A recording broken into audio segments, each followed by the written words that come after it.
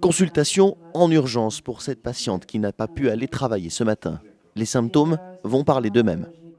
J'ai commencé hier après-midi à avoir des maux de ventre, des nausées. Cette nuit, je me suis levée plusieurs fois pour aller vomir. Ah, vu le contexte actuel, ça doit être une gastro-entérite, mais on va le voir.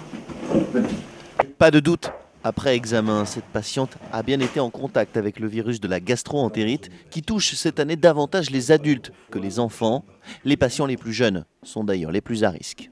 Un enfant qui se déshydrate, c'est toujours le problème, parce qu'il faut l'intestin, lors d'une gastro-entérite virale, la muqueuse intestinale est très irritée, donc elle rejette. Donc l'enfant vomit, l'enfant a la diarrhée, dès qu'on lui redonne à boire, il revomit et il finit par se déshydrater. Et au bout d'un moment, ça peut devenir dangereux.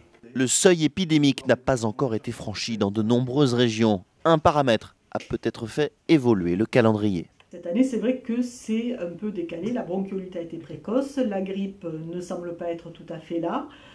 Mais c'est vrai que la météo ne nous aide pas à avoir des prévisions.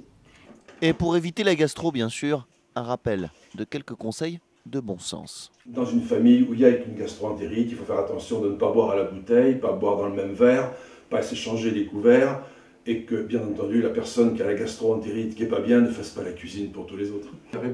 L'épidémie de gastro-entérite se termine en général vers fin février.